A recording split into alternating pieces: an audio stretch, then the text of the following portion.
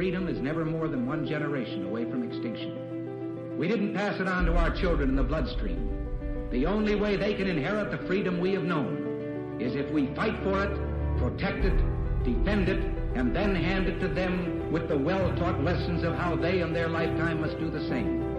And if you and I don't do this, then you and I may well spend our sunset years telling our children and our children's children what it once was like in America when men were free. Welcome back, everyone, to Patriot Coalition Live. I'm Jason Morochek. Thanks for joining me today. Our goal is to create a timeless resource to teach about the U.S. Constitution and the proper role of government, the importance of America's Judeo-Christian heritage, and how to defend against threats to our republic. But before we get into today's topic, I want to talk to you about something that you can do today to begin rooting out one of the major sources of corruption in America.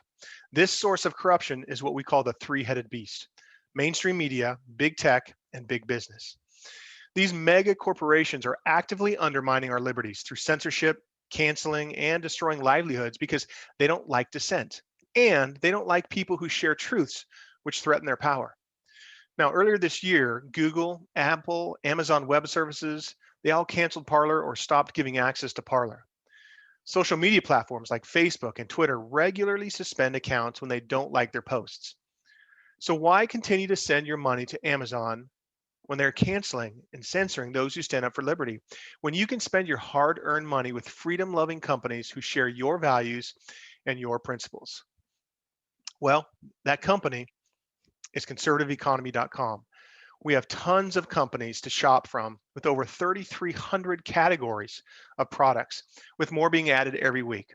So chances are you're going to find what you're looking for at conservativeeconomy.com. If you shop at a business that you love and you think that business would be a great fit at conservativeeconomy.com, go to our contact page and let us know. If you own a business, go to the Sell Here link at conservativeeconomy.com and tell us about your business. Again, that website is conservativeeconomy.com. Please check us out today. Okay, so let's get into today's episode. The title for today's episode is Article 1, Section 8, the limited powers of Congress. So we've been doing a series on Article 1, Section 8, and this is part 5. Now, as a review, Article 1 in the Constitution is all about Congress, what they can and can't do, their powers, the limited powers as we're talking about today. And so Article 1, Section 8 describes those limited powers, or sometimes you might hear them, enumerated powers of Congress. Today, we're talking about Article 1, Section 8, clauses 11 through 14.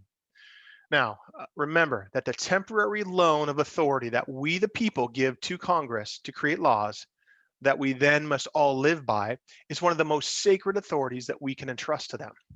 Therefore, the part of the Constitution where we define those powers must be one of the most important sections in this brilliant document. This impacts just about every aspect of our lives. And by that, I mean, just try to think of an area of your life that is not impacted by national legislation. And it's usually in a bad way, and is usually accomplished without regard to the authority that we, the people, granted to Congress. It's one of the most abused sections in the entire Constitution. So having said that, having kind of set the stage, let's dig into these clauses. So Clause 11 from Article 1, Section 8 of our Constitution. It says, the Congress shall have power to declare war, grant letters of marque and reprisal, and make rules concerning captures on land and water. So let's start with the phrase, declare war. Now, originally, this was actually, they started when they proposed this clause in the Constitutional Convention in 1787. They actually started with the phrase make war, not declare war. And as they started discussing it, they ended up changing it, the word make, to declare, in order to distinguish between the authorizing of war and the conduct of war. So two totally different things. When they said conducting war, it was understood that that was going to be part of the executive branch's authority. And there was also a discussion and a general understanding during that constitutional convention that repelling a sudden attack on the United States did not require declaring a war. And again, that was something that they didn't want to bog down in Congress, but they wanted to keep in the executive branch because he doesn't have to get, rule by consensus, if you will. Okay, so that's the declaring war part. And again, that is a distinct power that Congress has. The president cannot declare a war, the judiciary cannot declare a war, independent states, etc. Only Congress can declare that war. So let's talk about one of the few terms of art that you will find in the Constitution. And by term of art, I mean it was something that was meant, and it meant something at that time, and it was something pretty specific. And we talked about one in the last episode when we talked about the law of nations. Well, this is another one. It grants Congress, Clause 11 grants Congress the right to grant letters of marque and reprisal. So marque and reprisal was a tool that was used, throughout prior to the founding area, and then a couple times after the founding area. But its intent was to give permission from the United States to a private citizen or group to enter another nation's territory to take goods or people that are essentially equal in value to what that country had taken from us. Okay, so that's why you see the word reprisal in there, or marque, which just basically kind of means the frontier of that country. So essentially, this is authorizing privateers. Privateers being, let's say, people who own private boats who would go and take goods or capture prisoners from other boats. And they're essentially mercenaries. Although we're not technically paying them, other than we're allowing them to keep what they capture from those people, or some portion of it. And back in the founding era, it was essentially a poor man's navy. We weren't very wealthy back then, and so granting letters of marque and reprisal was one way that we could engage the private citizen and encourage them to go and raid, let's say, the British vessels, or another country's vessels, in order to disrupt their shipping and their logistics chains. So historically, letters of marque and reprisal has been used as a naval strategy, but it's not necessarily limited to naval encounters. So think about this. Marque and reprisal. If the principle is to grant citizens the right to go and capture goods and people that is equal in value to something that has been taken from us, that can happen on foreign soil as well. So think of, let's say, kidnap and ransom, or a prisoner exchange, right? If someone is holding one of our prisoners, we can grant a letter of marque and reprisal to somebody who says, look, you can go and take one of their key individuals from their government, or something similar, and then we can do a prisoner exchange, right? It doesn't have to be a full-blown war, although it could be, right?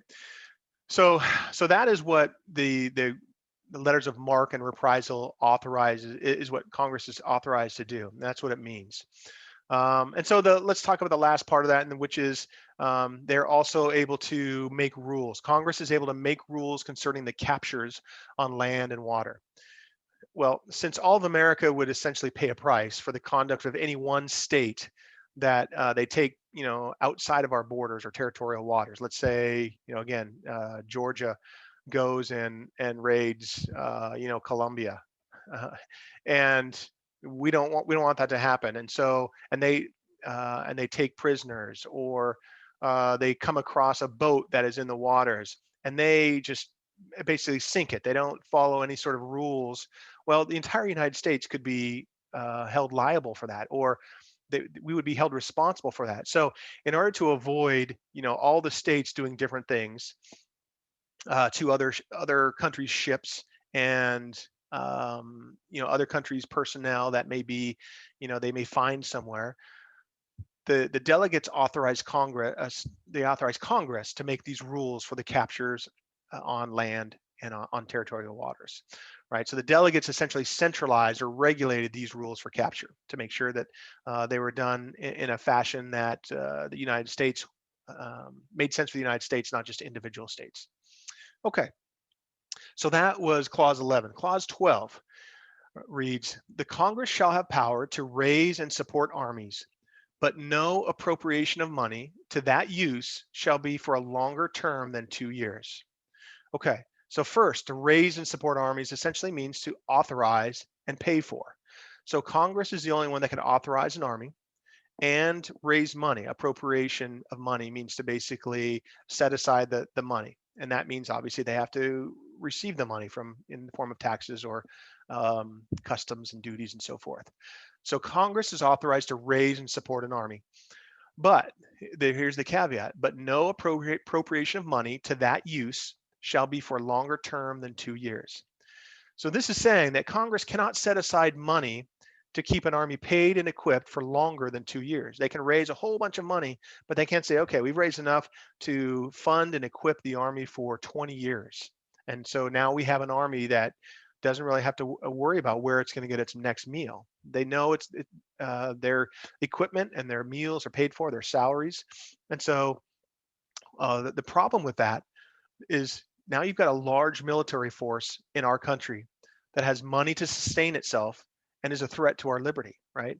Any armed force on our land is a potential threat to our liberty, especially when it can be mercenaries from another country, which is not prohibited by our Constitution. It says they can raise armies. It doesn't say from where. We are accustomed to those armies being, from our citizens.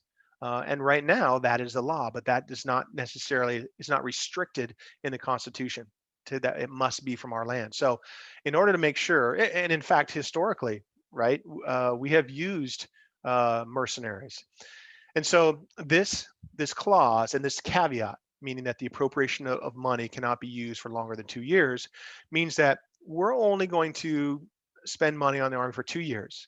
After that time, to make sure that they're doing everything we want them to do and that we still need that many soldiers, we'll then reappropriate more money for the next 2 years. Now, when I was serving in the Army, even though I was an infantry officer, I did, as most officers do, we spend time in staff positions as well. And so I did some of my staff time as a deputy comptroller. So at that time, and I'm sure it's probably the same way today, budgeting was done in 2-year cycles in the Army, right? When we say, okay, this is how much money we're going to need, we do it in 2-year cycles. And this was to meet the requirements of that constitutional law. So this case, or this clause, is a case where we are obeying, today we're obeying the letter, but not the spirit of the law, right?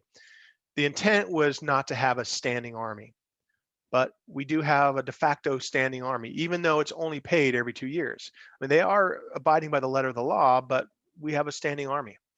So the good news is that the spigot can be turned off by Congress at any time. The longest they can go is 2 years, and if we say, look, they're abusing their power, they're not abiding by the regulations that Congress has set forth, or whatever, we want to draw them down. There's too many of them, or there's not enough.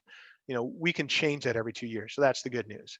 The other part of this is the threat matrix, if you will, the threat landscape has changed since 1787. And so it is probably more important today to have some sort of readiness all the time than it was back then, when, it would take people from, across the Atlantic Ocean, on a set of ships, a fleet of ships to get here. Well, now, I mean, they could be here in the matter of minutes, right? A matter of maybe hours. And so that readiness time has to be built in. So, fortunately, even though we're abiding by the letter and not the spirit, right now it's being used for good purposes. Now, will that always be the case? I don't know. And so maybe that deserves another look at, whether or not 2 years is enough, or we need another way to make sure that our readiness is always at a high level. Okay, so that's clause 12. Clause 13 says the Congress shall have power to provide and maintain a navy. Now, for some reason, this major error in judgment slipped by our brilliant framers. No, I'm just kidding. But seriously, beat Navy. Now, all kidding aside, this has the same effect as clause 12, meaning it's doing the same thing for the Navy as we did for the Army, with the exception that there's no prohibition on a standing Navy. Right? They weren't concerned about having a Navy that's been authorized for multiple years and that's, just exists in perpetuity. Why? Well, it's much harder for a Navy to infringe on our God-given liberties when their ships are anchored in harbors, right? It's kind of hard to infringe on those rights when they're out there. They've got to get to the land, and they've got to, take land in order to infringe on our liberties, from a wartime footing standpoint, or even a peacetime, right? But in 1787, the best way to prevent a foreign nation from invading was advance notice and stopping their ships from arriving, which necessitated a standing navy. So in order to make sure that we were secure from within, or secure from other nations invading or trying to, dominate or strip our liberties, it was important that we had a standing navy to kind of act as that early warning and engagement force. Okay. And then the final clause that we're going to talk about today is Clause 14, Article 1, Section 8, Clause 14. This clause says, the Congress shall have power to make rules for the government and regulation of the land and naval forces. So this is a carryover clause from the Articles of Confederation. Remember that the first attempt at constituting our nation, to starting our nation. And so this clause grants Congress the sole authority to, one, make rules about how authority is exercised over our land and naval forces. So, what authority can be exerted on the Army and the Navy. That's from without and from within. In other words, how are they able to authorize their authority to conduct their operations? And the second part that, so it says to make rules for the government and the regulation of the naval and land forces. So the second part of that is the regulation. So Congress has the sole authority to determine how the land and naval forces must conduct themselves, while they're in existence. So in other words, what guideposts must they stay between when operating? Those are the regulations, and Congress has the ability to actually to make those. And if you are if you like to go and research stuff, Title 10 of the United States Code, that has a lot of the statutes that Congress has passed in pursuance of this Clause 14. Now, this is separate and distinct from actually the operations of the military, right? In which case, as we'll find out in Article 2, the president is the commander in chief. So he is the one that is actually running day to day. Well, not obviously him, but he's the one that's authorized. He's at the top of the food chain when it comes to what our military is doing at any given time. Congress is just giving those guideposts about what they have to stay between when they're actually conducting their operations. Okay. So that covers all that we are going to talk about today. So just to wrap up, a quick summary. We talked about 4 clauses. Clause 11 gives Congress the authority to declare war, which leaves the president free to conduct the war or repel attacks against the United States. This clause also gives Congress the authority to empower civilians with a charter to raid and plunder countries who have taken from us. That's, again, the letters of marque and reprisal. So the next clause, Clause 12, was the one that authorized Congress to raise and pay for armies as long as it is only for 2 years at a time, so they may disband them every 2 years if necessary. Next, Clause 13 was providing and maintaining a navy. And then finally, Clause 14, we just talked about, provides Congress the authority to set how the land and naval forces, the Army and the Navy and so forth, are governed and regulated while they are operating. So hopefully this helps you understand these a little bit better. These are pretty straightforward, more so than some of the ones we've talked about. That's why we didn't spend as much time on them. Again, the Constitution was written for the average person. It doesn't take an attorney. It doesn't take somebody to interpret it for you. I'm here only to share my experience and the amount of work that I have done just to researching it, just because I'm a Constitution nerd and I like to go back and look and see what the discussions were about when they actually came up with these things. Because a lot of times what you'll find out is somebody will say, oh no, that's not what it says. That may be what the words say, but what it means is this. And they'll try to spin the words that are pretty clear, and they will try to spin them to mean what they want it to mean in order to get what they want, right? And the easiest way to dispel that, to rectify that, or to explain to somebody that's not the case, is to go back to the actual debates what they were talking about, what was in their mindset, the discussion that they had, the things that they tried to pass but weren't able to in the Constitutional Convention. This helps us understand the context and the original intent of what they are saying. Again, clear words, but for the average person who's just going to take it for what that says, that's great. But if somebody wants to twist it, those are the people that we have to be on guard against. And that's why we're going through this the way that we are. So that if you were to come up with against somebody who's saying, no, that's not really what it means, you'll have some information and some resources to go back and say, no, that's exactly what it means. And here's why. And you can point to where those conversations existed in the Constitutional Convention. Again, all that information is on our website, patriotcoalitionlive.com. You'll find all of our episodes, and each episode has the show notes. We did just run into, I just found a bug or a problem with our website where it was repeating the same episode notes every time. We'll go back and fix that as soon as we can. So stay tuned, and thanks again for your support. Speaking of support, if you'd like to support us, go to patriotcoalitionlive.com/support, and your support is a big help to us. So if you're not already a regular subscriber, please subscribe wherever you get your podcasts, at places like iHeartRadio and Spotify and so forth. So thanks again, and we'll see you here next time. Bye-bye.